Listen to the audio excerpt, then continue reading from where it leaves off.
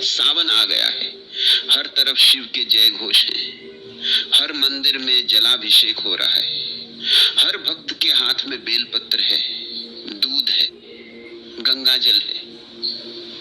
लेकिन क्या तुम जानते हो कि ये सब जो अभिषेक हो रहा है, ये सिर्फ जलाभिषेक है? यह सिर्फ एक बाहरी क्रिया है या फिर इससे भी गहरा कुछ है? मैं तुमसे कहता हूं, एक और रुद्राभिषेक है, एक तांत्रिक रुद्राभिषेक है, और वह रुद्राभिषेक स्वयं शिव ने खुद पार्वती को सिखाया था। वह रुद्राभिषेक सिर्फ बाहरी द्रव्यों से नहीं होता, वह रुद्राभिषेक चेतना से होता है, वह रुद्राभिषेक ऊर्जा से होता है, वह रुद्राभिषेक ऊर्जा से होता है।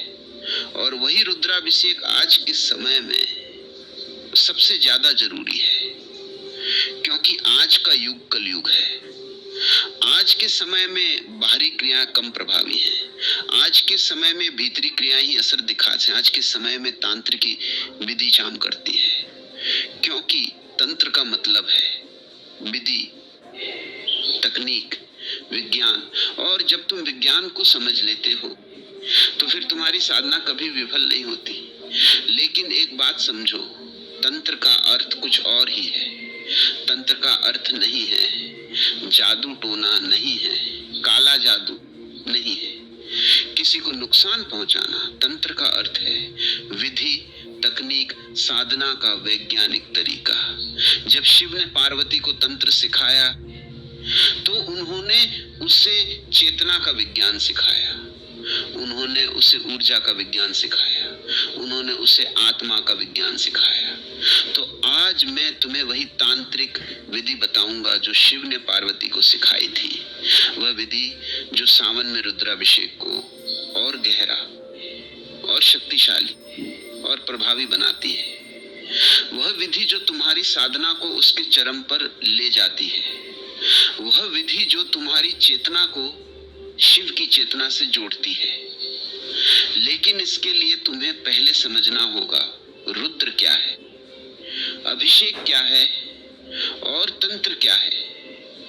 तो चलो इस यात्रा पर चलते हैं, इस गहरे रहस्य को जानते हैं, इस तांत्रिक विधि को समझते हैं। पहली बात, रुद्र क्या है? रुद्र और शिव एक ही हैं, लेकिन फिर भी अलग हैं। शिव का अर्थ है कल्याणकारी, मंगलमय, शांत, सौम्य। जब शिव शांत होते हैं, जब शिव अपने ध्यान में लीन होते हैं, जब शिव अपनी समाधि में होते हैं, तब वे शिव हैं, वे दयालु हैं, वे करुणामय हैं, वे सबको आशीर्वाद देते हैं। लेकिन रुद्र शिव का वह रूप है जो संहार करता है। रुद्र का अर्थ है दुखों का नाश करने वाला, रुतमदु। खम द्रावेति नाशेति रुद्र है, जो सभी दुखों को नष्ट कर दे, वह रुद्र है। जब शिव दुखों को नष्ट कर दे, वह रुद्र है।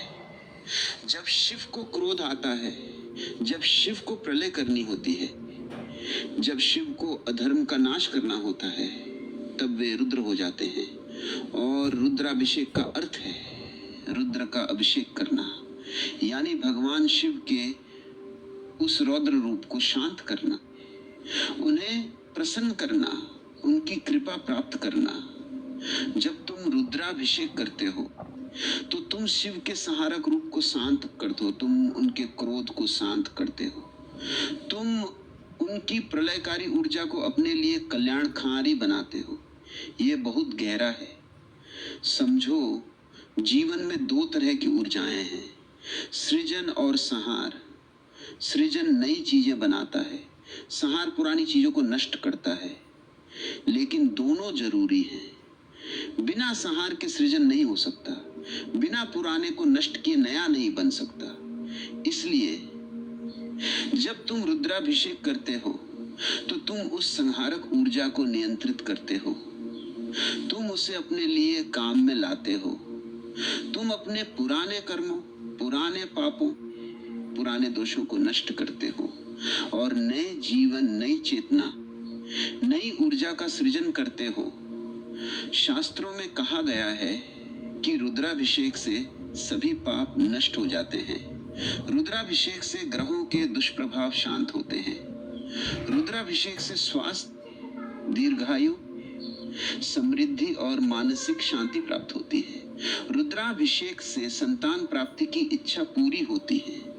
रुद्राभिषेक से शत्रु बाधा समाप्त होती है। यह सब शास्त्र कहते हैं, लेकिन यह सब तभी होता है जब तुम सही विधि से, सही भाव से, सही चेतना से रुद्राभिषेक करते हो। और यही तो तांत्रिक विधि है। सही विधि, सही भाव, सही चेतना। जब तुम सिर्फ रस्म निभाते हो तो वह कर्म कांड है। जब तुम विधि को, भाव को, चेतना को समझते हो तो वह तंत्र है। और तंत्र ही तुम्हें सीधे शिव से जोड़ता है। अब सवाल यह है, शिव ने पार्वती को तांत्रिक विधि क्यों सिखाई? क्या पार्वती को साधारण पूजा नहीं आती थी? क्या पार्वती को मंत्र नहीं पता थे? क्या पार्वती को विधि नहीं पता थी? नहीं, ऐसी बात नहीं है। पार्वती स्वयं आदि शक्ति है, वे स्वयं देवी हैं, उन्हें सब कुछ ही पता है। लेकिन शिव ने उन्हें तंत्र इसलिए सिखाया क्योंकि तंत्र सबसे गहरी, सबसे प्रभावी, सबसे तीव्र साधना है। तंत्र सीधे चेतना पर काम करता है। तंत्र सीधे ऊर्जा पर काम करता है। तंत्र सीधे आत्मा पर काम करता है। जब शिव ने पार्वती को तंत्र सिखाया तो उन्होंने उसे बताया, देखो, बाहरी पूजा अच्छी है, बाहरी जलाभिषेक अच्छा है, बाहरी मंत्र जाप अच्छा है, लेकिन इन सबसे भी गहरा कुछ है। वो है भीतरी अभिषेक, भीतरी पूजा, भीतरी जाप। जब तुम बाहरी क्रिया को भीतरी अनुभव में बदल लेते हो तब वो तंत्र हो जाती है, तब वो रुद्राभिषेक सच्चा हो जाता है। तंत्र का एक और गहरा पहलू है कामनाओं की पूर्ति। शास्त्रों में बताया गया है कि अलग अलग कामनाओं के लिए अलग अलग द्रव्यों से रुद्राभिषेक करना चाहिए। जैसे धन के लिए गन्ने के रस से, शत्रु नाश के लिए सरसों के तेल से, सुख शांति के लिए पंचामृत से, संतान के लिए दूध से। यह सब विज्ञान है और यह विज्ञान शिव ने पार्वती को सिखाया। एक कथा है, एक बार पार्वती ने शिव से पूछा, हे प्रभु बताइए, क्या ऐसी कोई साधना है जो सभी मनोकामनाओं को पूरा करे?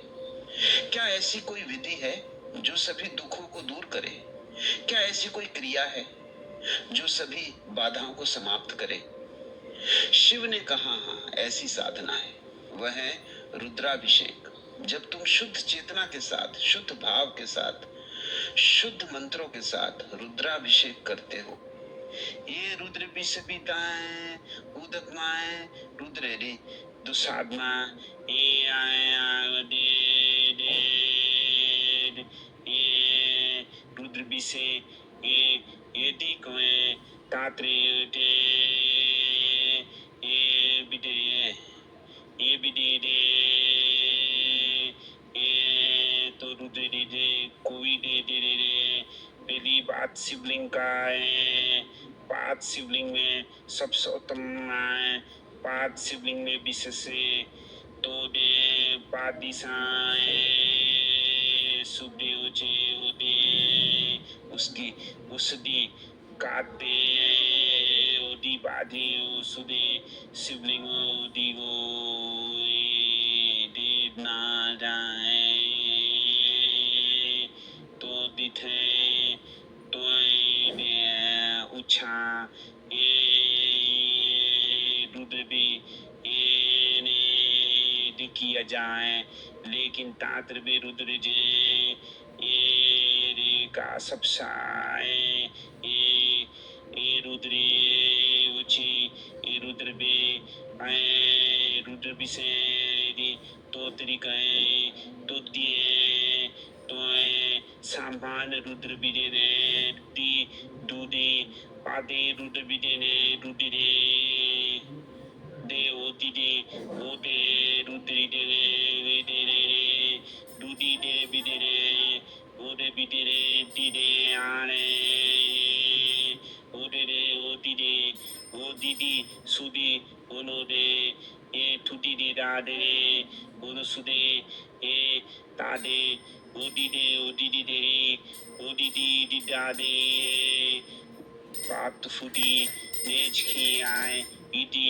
ए दुदी दी दी दे रे दुदी दे दुदी दे दुदी दी बारे उदी दे दुदी दी ने दही, घी, शहद, शक्कर का उपयोग होता है, लेकिन तांत्रिक रुद्राभिषेक में 68 द्रव्यों का उपयोग होता है। इन 68 द्रव्यों में जल, दूध, दही, घी, शहद, गंगाजल, गन्ने का रस, गुलाब जल, पंचामृत, चंदन, कुशा जल और कई अन्य पवित्र द्रव्य शामिल हैं। पांचवी बात, अभिषेक का क्रम। तांत्रिक रुद्राभिषेक में अभिषेक का एक विशेष क्रम होता है। पहले गंगाजल से अभिषेक, फिर दूध से, फिर दही से, फिर घी से, फिर शक्कर से, फिर पंचामृत से, फिर गन्ने के रस से और अंत में शुद्ध जल से। हर द्रव्य का अपना मंत्र होता है, हर द्रव्य का अपना उद्देश्य होता है। छठी बात, भाव और चेतना। यह सबसे महत्वपूर्ण है। तांत्रिक रुद्राभिषेक में भाव और चेतना सबसे महत्वपूर्ण है। बिना भाव के सिर्फ बाहरी क्रिया है, बिना चेतना के सिर्फ कर्मकांड है। लेकिन जब तुम भाव और चेतना के साथ अभिषेक करते हो तो हर बूंद शिव तक पहुंचती है, हर मंत्र सुना जाता है, हर प्रार्थना स्वीकार होती है। एक और महत्वपूर्ण बात, रुद्राभिषेक के दौरान मन को शांत रखना चाहिए, बातचीत नहीं करनी चाहिए, मंत्रों का उच्चारण सही होना चाहिए। ये सब तांत्रिक विधि के अंग हैं। ये सब मिलकर रुद्राभिषेक को अधिक प्रभावी बनाते हैं। रुद्राभिषेक द्रव्य का वैज्ञानिक महत्व क्या है? क्योंकि यह कोई अंधविश्वास नहीं है, यह विज्ञान है, यह ऊर्जा का विज्ञान है, यह ऊर्जा का विज्ञान है, यह चेतना का विज्ञान है। पहला जल से अभिषेक करने पर मानसिक शांति मिलती है। जल की अपनी एक आवृत्ति होती है। जब तुम जल को शिवलिंग पर चढ़ाते हो तो उसकी आवृत्ति तुम्हारी चेतना को प्रभावित करती है, यह तुम्हें शांत करती है, यह तुम्हें ठंडक देती है, यह तुम्हारे मन को स्थिर करती है। दूसरा, दूध से अभिषेक करने पर स्वास्थ्य और दीर्घायु प्राप्त होती है। दूध में पोषक तत्व होते हैं, दूध की ऊर्जा सात्विक होती है। जब तुम दूध को शिवलिंग पर चढ़ाते हो तो वो ऊर्जा तुम्हारे शरीर में प्रवेश करती है, यह तुम्हें स्वस्थ बनाती है, यह तुम्हें मजबूत बनाती है। तीसरा, दही से अभिषेक करने पर संतान प्राप्ति होती है। दही में जीवाणु होते हैं, दही एक जीवन पदार्थ है। जब तुम दही को शिवलिंग पर चढ़ाते हो तो उसकी जीवंत ऊर्जा तुम्हारे शरीर में प्रवेश करती है, यह तुम्हारी प्रजनन शक्ति को बढ़ाती है, यह तुम्हें संतान की प्राप्ति कराती है। चौथा, घी से अभिषेक करने पर शक्ति और वंश वृद्धि होती है। घी में ऊर्जा होती है। घी एक सात्विक पदार्थ है। जब तुम घी को शिवलिंग पर चढ़ाते हो तो उसकी ऊर्जा तुम्हारे शरीर में प्रवेश करती है, यह तुम्हें शक्तिशाली बनाती है, यह तुम्हारे वंश को बढ़ाती है। पांचवा, शहद से अभिषेक करने पर ऋण से मुक्ति मिलती है। शहद में औषधीय गुण होते हैं, शहद की ऊर्जा मीठी होती है। जब तुम शहद को शिवलिंग पर चढ़ाते हो तो उसकी ऊर्जा तुम्हारे जीवन में मिठास लाती है, ये तुम्हारे कर्ज को समाप्त करती है। छठा, गन्ने का रस। गन्ने के रस से अभिषेक करने पर धन प्राप्ति होती है। गन्ने का रस मीठा होता है, गन्ने के रस में ऊर्जा होती है। जब तुम गन्ने का रस शिवलिंग पर चढ़ाते हो तो उसकी ऊर्जा तुम्हारे जीवन में समृद्धि लाती है, यह तुम्हें धनवान बनाती है। सातवां, पंचामृत। पंचामृत से अभिषेक करने पर समग्र कल्याण होता है। पंचामृत 5 द्रव्यों दूध, दही, घी, शहद, शक्कर का मिश्रण है। पंचामृत को शिवलिंग पर चढ़ाते हो तो उसकी संयुक्त ऊर्जा तुम्हारे जीवन के सभी पहलुओं को प्रभावित करती है। यह तुम्हें सभी प्रकार के सुख समृद्धि प्रदान करती है। 8वां, गंगाजल। गंगाजल से अभिषेक करने पर पवित्रता आती है। गंगाजल की अपनी एक अलग ऊर्जा होती है। गंगाजल में विशेष सूक्ष्म जीव होते हैं जो उसे शुद्ध रखते हैं। जब तुम गंगाजल को शिवलिंग पर चढ़ाते हो तो उसकी पवित्र ऊर्जा तुम्हारे शरीर और मन को शुद्ध करती है। यह विज्ञान, यह तंत्र, यह वह विधि जो शिव ने पार्वती को सिखाई। जब तुम प्रत्येक द्रव्य के महत्व को समझते हो तब तुम्हारा रुद्राभिषेक सिर्फ एक रस्म नहीं रह जाता, वह एक साधना बन जाता है, वह एक ध्यान बन जाता है, वह एक अनुभव बन जाता है। अब बात करते हैं सावन में रुद्राभिषेक का विशेष महत्व क्यों है। क्यों सावन में रुद्राभिषेक अधिक फलदायी होता है। क्यों सावन में हर कोई रुद्राभिषेक करना चाहता है। पहला कारण, समुद्र मंथन की कथा। पौराणिक कथा के अनुसार समुद्र मंथन के दौरान जब हलाहल नामक विष निकला तो सभी देवता भगवान शिव से प्रार्थना की। शिव ने उस विष को अपने कंठ में धारण कर लिया। उनका कंठ नीला हो गया, इसलिए वे नीलकंठ कहलाए। विष की तीव्र गर्मी को शांत करने के लिए देवताओं ने शिव पर जल और दूध की धारा चढ़ाई और यह सावन के महीने में हुआ। इसलिए हर सावन में रुद्राभिषेक उसी पहले अभिषेक की याद है। यह उसी प्रेम और कृतज्ञता की निरंतरता है। दूसरा कारण, सावन की विशेष ऊर्जा। सावन वर्षा का महीना है, वातावरण में नमी होती है, ठंडक होती है। यह ऊर्जा शिव के शीतल स्वरूप को आमंत्रित करती है और जब तुम इस समय रुद्राभिषेक करते हो तो तुम उस शीतल ऊर्जा को अपने शरीर में लेते हो। तुम अपनी गर्मी को शांत करते हो, तुम अपनी बेचैनी को समाप्त करते हो। तीसरा कारण, शिव का प्रिय महीना। सावन शिव को अत्यंत प्रिय है। इस महीने में शिव की पूजा का विशेष महत्व है। इस महीने में की गई साधना अधिक फलदायी होती है। इस महीने में रुद्राभिषेक से शिव जल्दी प्रसन्न होते हैं। वे अपनी कृपा बरसाते हैं, वे सभी मनोकामनाएं पूरी करते हैं। चौथा कारण, विशेष दिन। सावन के विशेष दिन आते हैं। सावन सोमवार, प्रदोष, शिवरात्रि, नाग पंचमी, इन सभी दिनों में रुद्राभिषेक का विशेष महत्व है। खासकर सावन सोमवार को रुद्राभिषेक सबसे फलदायी माना जाता है। 5वां कर्मों का नाश। सावन में रुद्राभिषेक से सभी पाप नष्ट हो जाते हैं। यह समय कर्मों को शुद्ध करने का है। यह समय नए जीवन की शुरुआत करने का है और नए जीवन की शुरुआत करने का है। और रुद्राभिषेक इसका सबसे प्रभावी साधन है कि सावन में रुद्राभिषेक करने से मृत्यु उपरांत शिवलोक की प्राप्ति होती है। यह सबसे बड़ा लाभ है। यह आत्मिक मुक्ति है, यह मोक्ष है और यही तो मानव जीवन का सबसे बड़ा लक्ष्य है। अब मैं तुम्हें कुछ रहस्य बताता हूँ जो रुद्राभिषेक से जुड़े हैं।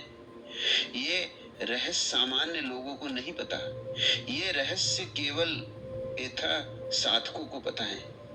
ये रहस्य रुद्र पता है जो तंत्र को समझते हैं। पहला रहस्य, शिवलिंग का अभिषेक और चेतना। रुद्राभिषेक सिर्फ शिवलिंग का अभिषेक नहीं है। जब तुम शिवलिंग पर जल चढ़ाते हो तो तुम अपनी चेतना पर जल चढ़ाते हो। जब तुम दूध चढ़ाते हो तो तुम अपनी चेतना पर दूध चढ़ाते हो। हर द्रव्य तुम्हारी चेतना के एक अंग को शुद्ध करता है। यही तो तंत्र है, बाहरी क्रिया का भीतरी परिवर्तन। दूसरा रहस्य रुद्राभिषेक और कंपन। रुद्राभिषेक के मंत्र एक विशेष कंपन पैदा करते हैं। यह कंपन वातावरण को शुद्ध करता है। यह कंपन तुम्हारे शरीर को शुद्ध करता है। यह कंपन तुम्हारे मन को शुद्ध करता है। और जब कंपन शुद्ध होता है तो चेतना शुद्ध होती है। जब चेतना शुद्ध होती है तो आत्मा प्रकाशित होती है। तीसरा रहस्य रुद्राभिषेक और समर्पण। रुद्राभिषेक समर्पण का प्रतीक है। जब तुम शिवलिंग पर द्रव्य चढ़ाते हो तो तुम अपना अहंकार चढ़ाते हो, तुम अपना स्वार्थ चढ़ाते हो, तुम अपनी कामना चढ़ाते हो। और जब अहंकार चढ़ जाता है तब शिव आते हैं। जब स्वार्थ चढ़ जाता है तब शिव आते हैं। जब कामना चढ़ जाती है तब शिव आते हैं। चौथा रहस्य रुद्राभिषेक और ऊर्जा। रुद्राभिषेक में प्रयोग होने वाले हर द्रव्य की अपनी एक ऊर्जा होती है। जल की ऊर्जा, दूध की ऊर्जा, शहद की ऊर्जा, सब अलग अलग हैं। जब तुम इन्हें शिवलिंग पर चढ़ाते हो तो ये ऊर्जाएं शिवलिंग में प्रवेश करती हैं और फिर शिवलिंग से वापस तुम में आती हैं। ये एक ऊर्जा चक्र है। ये एक आदान प्रदान है। जितना अधिक तुम दोगे उतना अधिक पाओगे। पांचवा रहस्य रुद्राभिषेक और समय। रुद्राभिषेक का समय बहुत महत्वपूर्ण है। सुबह का समय, शाम का समय, रात का समय सब अलग है। सावन सोमवार का समय, प्रदोष का समय, शिवरात्रि का समय सब अलग है। हर समय की अपनी एक ऊर्जा होती है। और जब तुम सही समय पर रुद्राभिषेक करते हो तो वह ऊर्जा तुम्हारा साथ देती है। अब मैं तुम्हें रुद्राभिषेक की पूरी विधि बताता हूं, कदम दर कदम, क्योंकि विधि को सही से जानना बहुत जरूरी है। विधि को सही से करना बहुत जरूरी है और विधि को सही से समझना सबसे ज्यादा जरूरी है। पहला कदम, तैयारी। सुबह सूर्योदय से पहले उठें, स्नान करें, स्वच्छ वस्त्र धारण करें, पूजा स्थल की सफाई करें, शिवलिंग को उत्तर दिशा में स्थापित करें, अपना मुख पूर्व दिशा की ओर रखें, गणेश जी का ध्यान करें, संकल्प ले मैं अमुक कामना हेतु रुद्राभिषेक रहा हूं। दूसरा कदम, पूजन सामग्री इकट्ठा करें। गंगा जल, शुद्ध जल, दूध, दही, घी, शहद, शक्कर, पंचामृत, गन्ने का रस, गुलाब जल, चंदन, बेलपत्र, धतूरा, आंकड़े के फूल, सफेद फूल, अक्षत, रोली, कुशा, तांबे का लोटा। तीसरा कदम, अभिषेक शुरू करें। सबसे पहले शिवलिंग को गंगाजल से स्नान कराएं, फिर दूध से, फिर दही से, फिर घी से, फिर शहद से, फिर शक्कर से, फिर पंचामृत से, फिर गन्ने के रस से, फिर गुलाब जल से, अंत में शुद्ध जल से। प्रत्येक द्रव्य के साथ ओम नमः शिवाय मंत्र का जाप करें। चौथा कदम, बेलपत्र और फूल अर्पित करें। बेलपत्र पर चंदन लगाएं, उसे शिवलिंग पर अर्पित करें। बेलपत्र 3 पत्तियों वाला होना चाहिए। फिर धतूरा अर्पित करें, आंके फूल अर्पित करें, सफेद फूल अर्पित करें। पांचवा कदम, अन्य सामग्री अर्पित करें। शिवलिंग पर चंदन का लेप करें, भस्म का तिलक करें, वस्त्र और जनेऊ अर्पित करें, धूप और दीप जलाएं, नैवेद्य अर्पित करें, फल और मिठाई अर्पित करें। छठा कदम, आरती और प्रार्थना। शिव आरती करें, शिव चालीसा का पाठ करें, रुद्राष्टक का पाठ करें, तांडव स्तोत्र का पाठ करें। अंत में प्रार्थना करें, हे शिव मेरी सभी मनोकामनाएं पूरी करें। सातवां कदम, प्रसाद वितरण। पंचामृत को प्रसाद के रूप में वितरित करें, सभी को शिव का आशीर्वाद दें, दान पुण्य करें। यह विधि पूरी है। मंत्र सिर्फ शब्द नहीं है, मंत्र ऊर्जा है, मंत्र चेतना है, मंत्र शिव स्वरूप है। और जब तुम मंत्रों को समझते हो तो तुम्हारा रुद्राभिषेक और भी गहरा हो जाता है। पहला मंत्र, ओम नमः शिवाय। यह पंचाक्षर मंत्र है। ये सबसे सरल है, लेकिन इस मंत्र में 5 अक्षर हैं, ना, मैं, शी, वा, ये 5 अक्षर 5 तत्वों के प्रतीक हैं। पृथ्वी, जल, अग्नि, वायु, आकाश। जब तुम ओम नमः शिवाय का जाप करते हो तो तुम पांचों तत्वों को शिव को समर्पित करते हो। तुम अपने शरीर को, जो इन्हीं 5 तत्वों से बना है, शिव को समर्पित करते हो। यही तो समर्पण है, यही तो साधना है। दूसरा मंत्र ओम नमो भगवते रुद्राय, यह अष्टाक्षर मंत्र है। यह रुद्र का मूल मंत्र है। जब तुम इस मंत्र का जाप करते हो तो तुम रुद्र को उनके मूल स्वरूप में पुकारते हो। तुम उनके संहारक रूप को आमंत्रित करते हो। लेकिन संहार का मतलब विनाश नहीं है। संहार का मतलब है पुराने का अंत ताकि नए का जन्म हो। संहार का मतलब है अज्ञानता का अंत ताकि ज्ञान का जन्म हो। संहार का मतलब है अंधकार का अंत ताकि प्रकाश का जन्म हो। तीसरा मंत्र रुद्री नमकम चमकम, यह यजुर्वेद का सबसे शक्तिशाली मंत्र है। यह 108 अनुवाकों का संग्रह है। इसमें रुद्र की स्तुति है, उनके गुणों का वर्णन है, उनके स्वरूप का चित्रण है। जब तुम रुद्री का पाठ करते हो तो तुम रुद्र के साथ एक हो जाते हो। तुम उनकी ऊर्जा में विलीन हो जाते हो। तुम उनकी चेतना का हिस्सा बन जाते हो।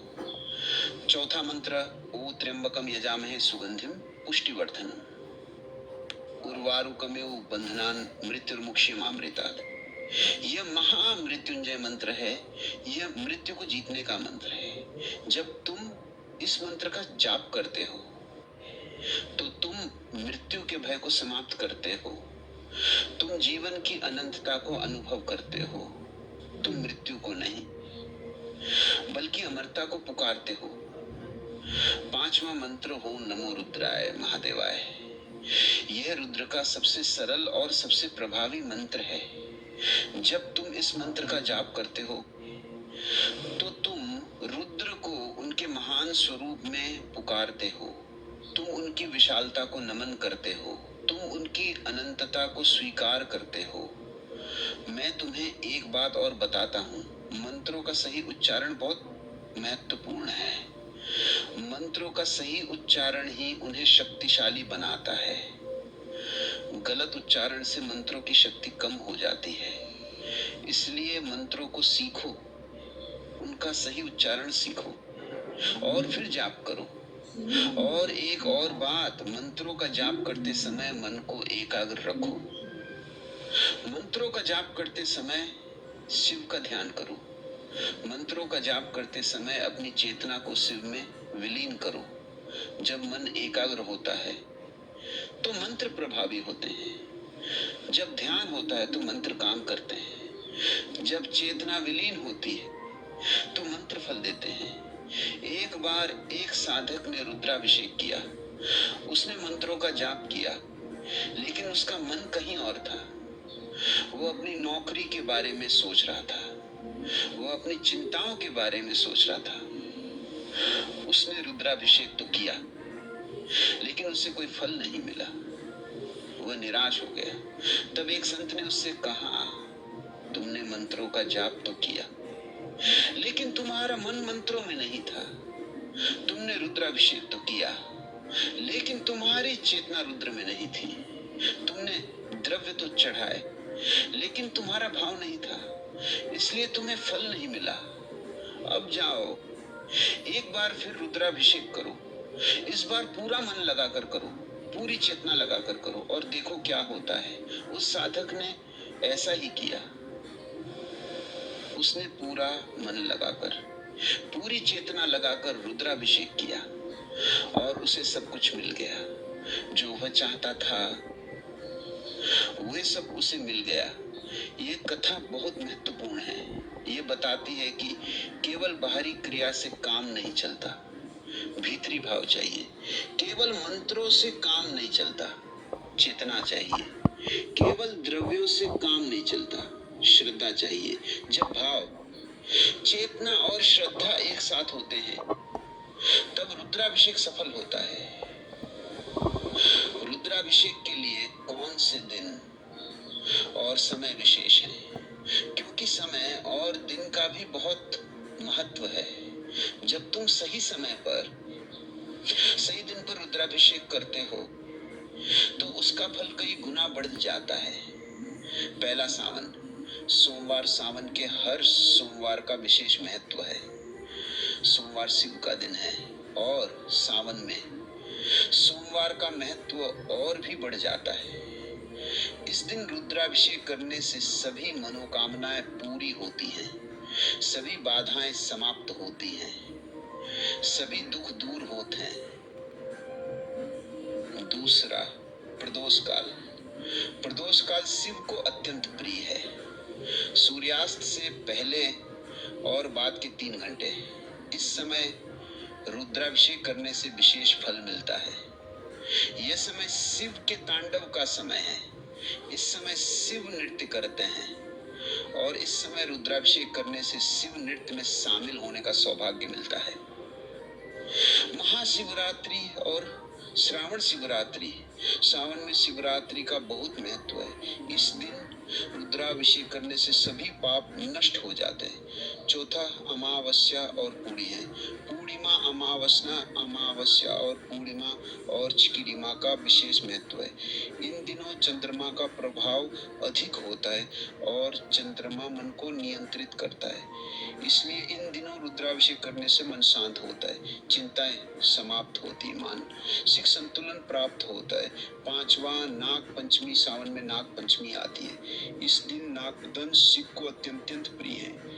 इस दिन रुद्राभिषेक करने। छठवा, मंगलवार को रुद्राभिषेक करने से नाग दोष से करने से सर्पदंश से रक्षा होता है, स्वास्थ्य की प्राप्ति होती है, दीर्घायु मिलती है, शारीरिक स्वस्थ समाप्त होता है। सातवां, शुक्रवार को रुद्राभिषेक करने से एक स्त्री सुख की प्राप्ति होती है, वैवाहिक जीवन सुखमय होता है, स्त्री सुख की प्राप्ति होती है, वैवाहिक जीवन सुखमय होता है, सौभाग्य की प्राप्त पूर्ण है। सुबह ब्रह्म मुहूर्त बाद रुद्राभिषेक करना सबसे अच्छा होता है। ब्रह्म मुहूर्त में रुद्राभिषेक करना सबसे अच्छा होता है। ब्रह्म मुहूर्त सूर्योदय से लगभग 1.5 घंटे पहले होता है। यह समय सबसे सुलभ समय शुभ है और बास में चिन्ह छोटे अंश की मान पूर्ण होता है, पनाश की रात्रि होती है। इस दिन मुद्मा विकीमा सन्ने समन सम्मन सोड़मय ए चिन्नोर चिंजीदी है सुन्नी दिशे समजीतन जितर संपूर्ण एक सबसे शांत, सबसे सात्विक होता है। इस समय रुद्राभिषेक करने से मन एकाग्र होता है, चेतना जागृत होती है, आत्मा प्रकाशित होती है। लेकिन अगर तुम सुबह नहीं कर सकते तो शाम को भी कर सकते हो। शाम का समय भी अच्छा होता है, खासकर प्रदोष काल में रात का समय भी अच्छा होता है, लेकिन तब सावधानी की जरूरत होती है। रात को रुद्राभिषेक करने से तंत्र विद्या में सिद्धि मिलती है। मैं तुम्हें एक और महत्वपूर्ण बात बताता हूँ। रुद्राभिषेक करते समय उत्तर दिशा की ओर मुख करके बैठना चाहिए। उत्तर दिशा शिव की दिशा है, उत्तर दिशा मोक्ष की दिशा है, उत्तर दिशा शांति की दिशा है। इसलिए उत्तर दिशा की ओर मुख करके बैठो और शिवलिंग को अपने सामने रखो। शिवलिंग पूर्व दिशा की ओर मुख होना चाहिए। यह संरेखण ऊर्जा को सही दिशा में प्रवाहित करता है। यह मंत्रों को अधिक प्रभावी बनाता है। यह साधना को अधिक फलदायी बनाता है। रुद्राभिषेक के दौरान ध्यान कैसे करें? क्योंकि रुद्राभिषेक केवल एक क्रिया नहीं है, यह एक ध्यान है, यह एक साधना है, यह एक अनुभव है। और जब तुम ध्यान के साथ रुद्राभिषेक करते हो तो वह और भी गहरा और भी प्रभावी और भी परिवर्तनकारी हो जाता है। पहली बात, श्वास पर ध्यान दो। रुद्राभिषेक शुरू करने से पहले कुछ गहरी सांसें लो। श्वास को लयबद्ध करो, श्वास को धीमा करो, श्वास को गहरा करो। जब श्वास शांत होती है तो मन शांत होता है। जब मन शांत होता है तो ध्यान गहरा होता है। जब ध्यान गहरा होता है तो रुद्राभिषेक सफल होता है। दूसरी बात, शिव के स्वरूप का ध्यान करो। आंख बंद करो, अपने मानसिक नेत्रों से शिव का ध्यान करो। शिव को अपने सामने बैठे हुए देखो। शिव को अपने सामने मुस्कुराते हुए देखो। शिव को अपने सामने आशीर्वाद देते हुए देखो। जब तुम शिव के स्वरूप का ध्यान करते हो तो तुम शिव से जुड़ते हो। तुम शिव की ऊर्जा को अपने अंदर आमंत्रित करते हो। तीसरी बात, रुद्र का ध्यान करो। रुद्र को अपने सामने नृत्य करते हुए देखो। रुद्र को अपने सामने संहार करते हुए देखो। रुद्र को अपने सामने प्रलय करते हुए देखो। लेकिन यह संहार भयभीत करने वाला नहीं है।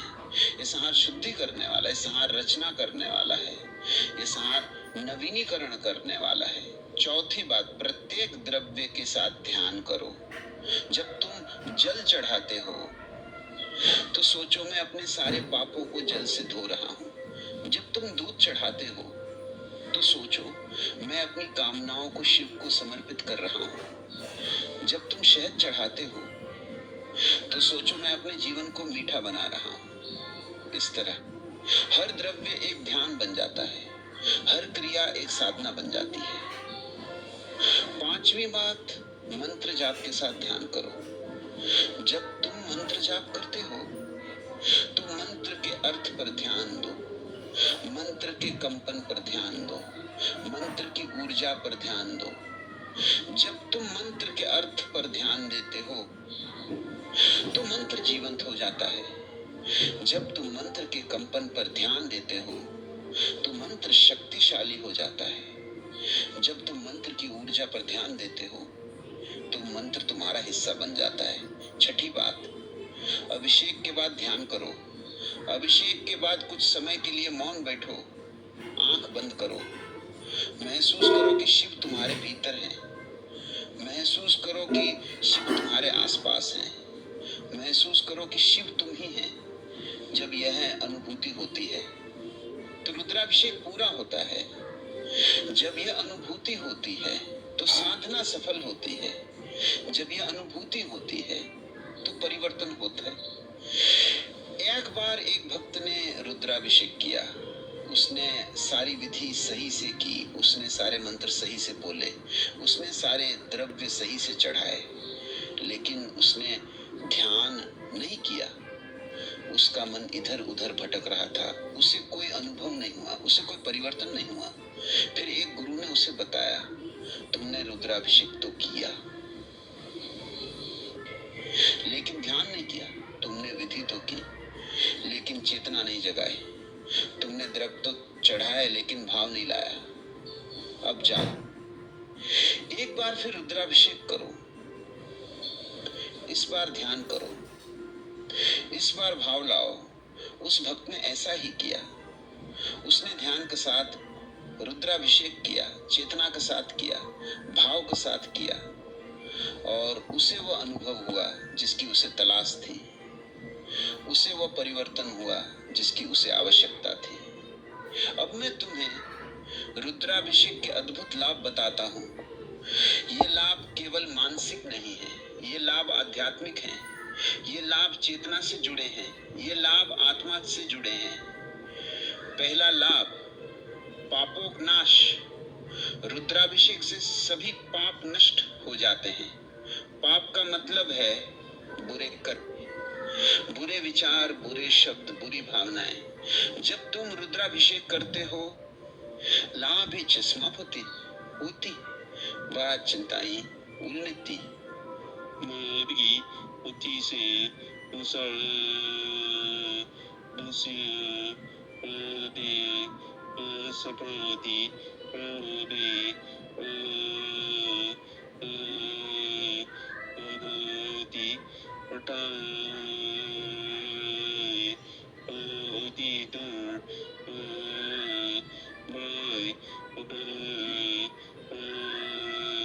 सी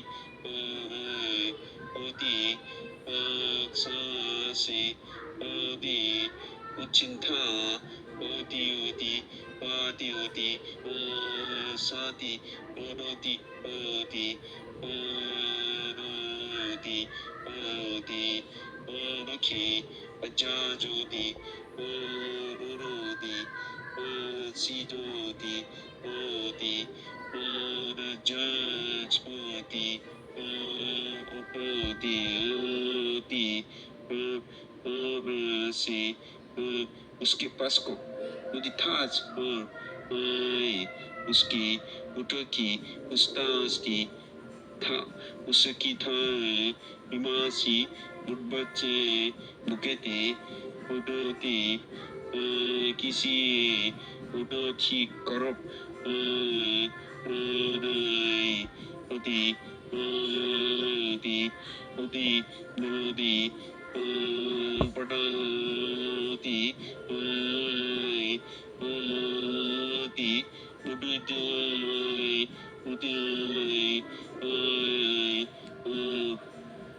उदी उदी उछड़ो उडोती उदी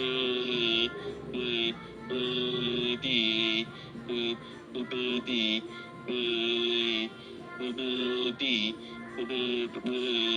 उदी उदी बरस्ती उडोती उदी उडोती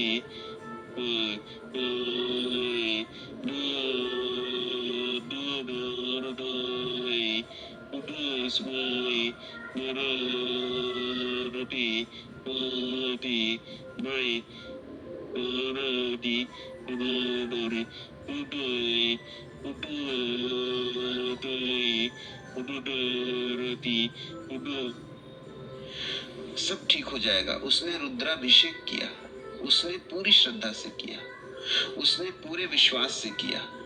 उसके पास कुछ नहीं था, इसलिए उसने सिर्फ जल से अभिषेक किया, लेकिन उसने पूरी चेतना के साथ किया।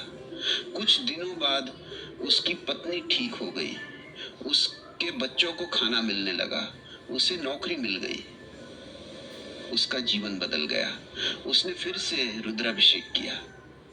इस बार उसके पास सब कुछ था, उसने सभी द्रव्यों से अभिषेक किया, उसका जीवन और भी सुंदर हो गया। यह कथा बहुत महत्वपूर्ण है। यह बताती है कि रुद्राभिषेक सबकी सुनता है, चाहे तुम अमीर हो या गरीब, चाहे तुम ज्ञानी हो या अज्ञानी, चाहे तुम भक्त हो या संशयी, रुद्राभिषेक सबको अपनी कृपा देता है। बस श्रद्धा चाहिए, बस विश्वास चाहिए, बस चेतना चाहिए। अब मैं तुम्हें रुद्राभिषेक से जुड़ी कुछ सामान्य भूलें और सावधानियां बताता हूं, क्योंकि अगर तुम सही विधि नहीं जानते तो रुद्राभिषेक का फल नहीं मिलता। और कुछ भूलें ऐसी होती हैं जो रुद्राभिषेक को अप्रभावी बना सकती हैं। पहली भूल, शुद्धि की उपेक्षा। बहुत से लोग बिना स्नान किए, बिना शुद्ध हुए रुद्राभिषेक करने लग भूल है। रुद्राभिषेक से पहले शरीर की शुद्धि जरूरी है, मन की शुद्धि जरूरी है, मन की शुद्धि जरूरी है, और वातावरण की शुद्धि जरूरी है। बिना शुद्धि के रुद्राभिषेक अधूरा रहता है।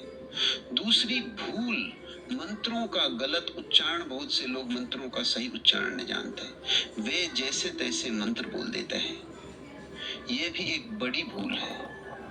मंत्रों का सही उच्चारण बहुत महत्वपूर्ण है। गलत उच्चारण से मंत्र की शक्ति कम हो जाती है, इसलिए मंत्रों को सीखें और सही उच्चारण करें। तीसरी भूल, द्रव्यों का अनुचित उपयोग। बहुत से लोग द्रव्यों का सही उपयोग नहीं करते। वे जो मिला वह चढ़ा दिया, जो मन में आया वह कर दिया। यह भी सही नहीं है। हर द्रव्य का अपना उद्देश्य है, इसलिए निर्धारित द्रव्यों का ही उपयोग करें। चौथी भूल, भाव की कमी। बहुत से लोग रुद्राभिषेक को एक रस्म मान लेते हैं। वे बिना भाव के, बिना भक्ति के रुद्राभिषेक करते हैं। यह सबसे बड़ी भूल है। भाव के बिना रुद्राभिषेक बेजान है, भक्ति के बिना रुद्राभिषेक निरर्थक है। इसलिए पूरे भाव से पूरी भक्ति से रुद्राभिषेक करें। पांचवी भूल चेतना की कमी। बहुत से लोग मन को इधर उधर भटकने देते हैं। वे मंत्र जाप करते हैं, लेकिन उनका मन कहीं और होता है। यह भी एक बड़ी भूल है। रुद्राभिषेक के दौरान चेतना जागृत होनी चाहिए, मन एकाग्र होना चाहिए, ध्यान गहरा होना चाहिए। छठी भूल, अहंकार का। बहुत से लोग सोचते हैं कि मैंने रुद्राभिषेक कर लिया, अब सब कुछ हो जाएगा। वे अहंकारी हो जाते हैं। यह भी एक भूल है। रुद्राभिषेक अहंकार को मिटाने के लिए है, अहंकार बढ़ाने के लिए नहीं। रुद्राभिषेक विनम्रता के लिए है, अकड़ के लिए नहीं। सातवीं भूल, नियमों की उपेक्षा। बहुत से लोग रुद्राभिषेक के नियमों की उपेक्षा करते हैं। वे दिशा का ध्यान नहीं रखते, वे समय का ध्यान नहीं रखते, वे शुद्धता का ध्यान नहीं रखते। यह भी गलत है। नियमों का पालन करना चाहिए, विधि का पालन करना चाहिए, परंपरा का पालन करना चाहिए। आठवीं भूल, फल की आसक्ति। बहुत से लोग फल की आसक्ति में रुद्राभिषेक करते हैं। वे सोचते हैं मैंने रुद्राभिषेक किया तो मुझे ये मिलेगा, वो मिलेगा। यह भी एक भूल है। रुद्राभिषेक फल की इच्छा से नहीं, समर्पण की भावना से करना चाहिए। फल तो अपने आप आ जाते हैं। सावधानियां, रुद्राभिषेक के दौरान मौन रहें, बातचीत न करें। मंत्रों का उच्चारण धीरे और स्पष्ट होना चाहिए। द्रव्यों का अपव्यय न करें। रुद्राभिषेक के बाद प्रसाद वितरित करें, दान पुण्य करें। किसी को नुकसान की कामना न करें, शुद्ध सात्विक की कामना न करें। सात्विक भोजन करें, ब्रह्मचर्य का पालन करें। अब मैं तुम्हें एक गहन ध्यान देता हूँ। यह ध्यान तुम रुद्राभिषेक के दौरान या उसके बाद कर सकते हो। यह ध्यान तुम्हारे रुद्राभिषेक को और भी गहरा, और भी प्रभावी, और भी परिवर्तनकारी बना देगा। आंख बंद करो, गहरी सांस लो, धीरे धीरे सांस छोड़ो, अपने भीतर शांति को महसूस करो। तुम हो बड़ा शिव मंदिर। अब कल्पना करो तुम एक शिव मंदिर में हो। तुम्हारे सामने एक सुंदर शिवलिंग है। शिवलिंग पर गंगाजल की धारा बह रही है। शिवलिंग से एक अजीब सी ऊर्जा निकल रही है। वह ऊर्जा तुम्हारी ओर आ रही है। वह ऊर्जा तुम्हारे शरीर में प्रवेश कर रही है। वह ऊर्जा तुम्हारे मन में प्रवेश कर रही है। वह ऊर्जा तुम्हारी चेतना में प्रवेश कर रही है। अब कल्पना करो तुम शिवलिंग के पास जा रहे हो। तुम अपने हाथों में दूध लेकर खड़े हो। तुम दूध को शिवलिंग पर चढ़ा रहे हो। जैसे ही दूध शिवलिंग पर गिरता है, तुम महसूस करते हो कि तुम्हारी सारी कामनाएं शिव को समर्पित हो रही हैं। तुम्हारी सारी चिंताएं शिव को समर्पित हो रही हैं। तुम्हारी सारी परेशानियां शिव को समर्पित हो रही हैं। अब कल्पना करो तुम शहद लेकर खड़े हो। तुम शहद को शिवलिंग पर चढ़ा रहे हो। जैसे ही शहद शिवलिंग पर गिरता है, तुम महसूस करते हो कि तुम्हारा जीवन मीठा हो रहा है, तुम्हारे रिश्ते मीठे हो रहे हैं, तुम्हारी कामयाबी मीठी हो रही है। अब कल्पना करो तुम पंचामृत लेकर खड़े हो। तुम पंचामृत को शिवलिंग पर चढ़ा रहे हो। जैसे ही पंचामृत शिवलिंग पर गिरता है, तुम महसूस करते हो कि तुम्हारा पूरा जीवन पंचामृत की तरह मीठा हो रहा है। तुम्हारा स्वास्थ्य मीठा हो रहा है। तुम्हारी समृद्धि मीठी हो रही है। तुम्हारी शांति मीठी हो रही है। अब कल्पना करो तुम आरती लेकर खड़े हो। तुम आरती शिवलिंग के सामने कर रहे हो। जैसे ही आरती की ज्योति चमकती है, तुम महसूस करते हो कि तुम्हारे जीवन का अंधकार समाप्त हो रहा है। तुम्हारे जीवन में प्रकाश आ रहा है। तुम्हारी चेतना जागृत हो रही है। तुम्हारी आत्मा प्रकाशित हो रही है। तुम्हारी आत्मा प्रकाशित हो रही है। अब कल्पना करो शिव तुम्हें आशीर्वाद दे रहे हैं। शिव कह रहे हैं तुम्हारी सभी मनोकामनाएं पूरी होंगी। तुम्हारे सभी दुख दूर होंगे। तुम्हारी सभी बाधाएं समाप्त होंगी। तुम्हें शांति, समृद्धि और मोक्ष की प्राप्ति होगी। अब धीरे धीरे अपनी आंखें खोलो, इस अनुभव को अपने साथ ले जाओ, इस ऊर्जा को अपने साथ ले जाओ, इस चेतना को अपने साथ ले जाओ और इसे अपने पूरे दिन में, अपने पूरे जीवन में फैलाओ। ये ध्यान है, ये साधना है, ये रुद्राभिषेक का सच्चा अर्थ है। हर हर महादेव। जय श्री